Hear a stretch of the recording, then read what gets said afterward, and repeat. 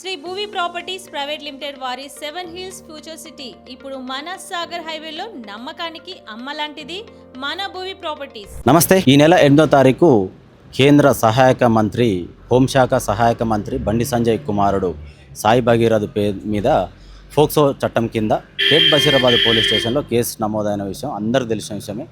దీనికి సంబంధించి కూడా వారం రోజుల నుంచి కూడా సాయి భగీరథ్ అనే వ్యక్తిని అరెస్ట్ చేయకపోవడం ఏంది, ఫోక్సో చట్టం అనేది చాలా సెన్సిటివ్ కేసు, ఇప్పటివరకు అరెస్ట్ చేయకపోవడం ఏంది, పేదలకైతే ఒక న్యాయమా ఉన్నోళ్ళకైతే ఒక న్యాయమా అని చెప్పేసి కూడా రాష్ట్ర వ్యాప్తంగా మహిళా సంఘాలు, స్టూడెంట్ లీడర్ యూనియన్లు కూడా దీని గురించి కూడా ధర్నా చేసింది.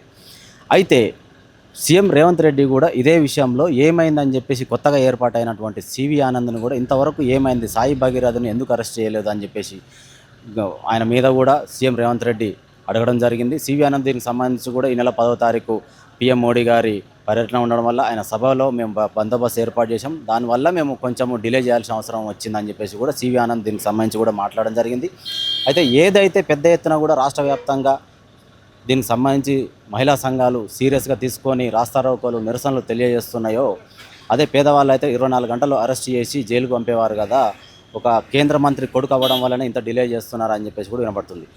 ఇంకో కోణంలో ఏంటంటే సాయి భగీరథ్కు సంబంధించి కూడా కరీంనగర్లో దీనికి సంబంధించి కూడా ఒక పిటిషన్ వేయడం జరిగింది. అమ్మాయి మీద నేను ఎలాంటి అఘాయిత్యం చేయలేదు, ఫోక్సో కేసు అనేది నా మీద పెట్టడం కరెక్ట్ కాదు, పేట్ బషీరాబాద్ పోలీస్ స్టేషన్లో పెట్టినటువంటిది ఫేక్ కేసు మాత్రమే, ఎందుకంటే ఆ అమ్మాయి నన్ను హనీ ట్రాప్ చేసింది, నన్ను డిమాండ్ చేసింది, కోట్లలో డబ్బులు డిమాండ్ చేయడం వల్ల నేను ఒప్పుకోలేదు, దానివల్లనే నేను కేసు పెట్టాల్సి వస్తుంది, నేను లొంగకపోవడం వల్ల ఆమె నాకు సంబంధించి ఫోక్సో అని చెప్పేసి నేను మైనర్ అని చెప్పేసి పేట్ బషీరాబాద్ పోలీస్ స్టేషన్లో కేసు పెట్టడం జరిగిందని చెప్పేసి కూడా కరీంనగర్ పోలీస్ స్టేషన్లో కేసు పెట్టడం జరిగింది. అయితే ప్రస్తుతానికి వచ్చేసి వారం రోజుల నుంచి ఒక హై టెన్షన్ క్రియేట్ అయినటువంటి ఈ కేసులో హైకోర్టులో వారం రోజుల నుంచి వాదోపవాదాలు అనేది దీని గురించి వింటూనే ఉన్నాం. అయితే అమ్మాయి మైనరా మేజరా అనేది ఒక ఇష్యూగా తీసుకున్నట్లయితే హనీ ట్రాప్ అనేది కూడా ఇంకో ఇష్యూగా కూడా చూడొచ్చు మనం.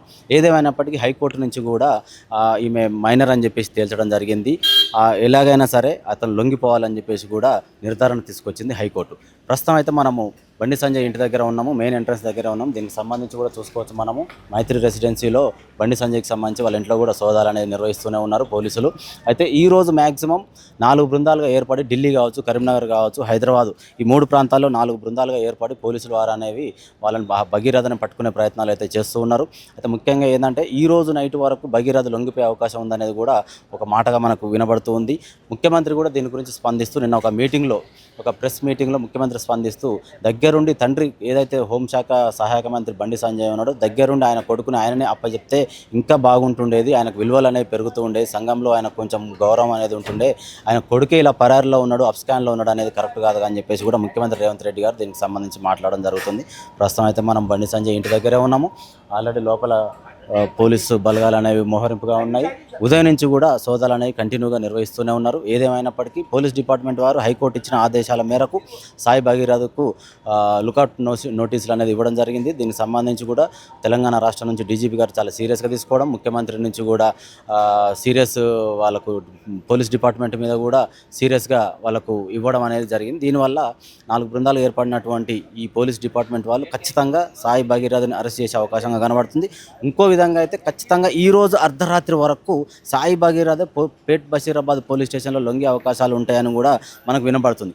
ప్రస్తుతానికి వచ్చి అయితే ఈరోజు పేట్ బషీరాబాద్ పోలీస్ స్టేషన్ దగ్గర పోలీసు బలగాలు బాగా మోహరింపుగా ఉన్నాయి. ఎందుకంటే అక్కడ సాయి భగీరథ్ అనుకోకుండా వచ్చినట్లయినా సరే పోలీసు వాళ్ళు అరెస్ట్ చేసి తీసుకొచ్చినప్పటికి కూడా అతని మీద ఏదన్నా ల్యాండ్ ఆర్డర్ ఇష్యూ వస్తుంది, పోలీస్ స్టేషన్ ముందు ఏదన్నా ఇబ్బందులు కలిగే అవకాశాలు ఉంటాయని చెప్పేసి మహిళా సంఘాలు కావచ్చు, జేఏసీ నాయకులు కావచ్చు, స్టూడెంట్ లీడర్లు కావచ్చు, వీళ్ళందరి నుంచి కూడా ఏమన్నా గొడవలు అయ్యే అవకాశాలు ఉండొచ్చు, మైనర్కి సంబంధించి కుటుంబ సభ్యులకు సంబంధించి కూడా ఏదన్నా ఇబ్బందులు కలిగే అవకాశం ఉండొచ్చు అని చెప్పేసి కూడా దీనికి సంబంధించి పేట్ బషీరాబాద్ పోలీస్ స్టేషన్ దగ్గర బాగా పోలీసులు అయితే మోహరింపు అనేది చేపడుతున్నారు. ఇక్కడ కింద చూసుకోవచ్చు మెయిన్ గేట్ లోపలనే పోలీసు వారు బందోబస్తును అయితే ఏర్పాటు చేసుకోవడం జరిగింది. ఏదేమైనప్పటికీ రాష్ట్ర వ్యాప్తంగా బండి సంజయ్ కుమారుడి మీద నిరసనలు అయితే వెల్లువెత్తింది వారం రోజుల నుంచి. పేదలైతే ఈ పాటికి అరెస్ట్ చేసేవాళ్ళు కదా, డబ్బున్న వాళ్ళ కొడుకులు, ఉన్న వాళ్ళ కొడుకులు అయితే ఇంత నిర్లక్ష్యము, ఇంత కాలయాపన చేయడం కరెక్ట్ కాదని చెప్పేసి కూడా రాష్ట్ర వ్యాప్తంగా వచ్చిన నిరసనలను దృష్టిలో పెట్టుకొని డిపార్ట్మెంట్ వారు కావచ్చు, గవర్నమెంట్ ఏదైతే కాంగ్రెస్ గవర్నమెంట్ ఉందో రేవంత్ రెడ్డి గారు దీన్ని సీరియస్గా తీసుకోవడం జరిగింది. స్వయంగా తండ్రే దీనికి సంబంధించి వచ్చి పోలీస్ స్టేషన్లో అప్పచెప్తే బాగుంటుందని చెప్పేసి మనకు వినబడుతుంది. ఏదేమైనప్పటికీ ఈరోజు అర్ధరాత్రి మ్యాక్సిమం రేపు మార్నింగ్ వరకైనా సరే సాయి భగీరథ్ లొంగిపోయే అవకాశాలు, లేదా పోలీసు 4 బృందాలు ఏర్పడినటువంటి పోలీసులే అతన్ని అరెస్ట్ చేసే అవకాశం కూడా మనకు కనబడుతుంది.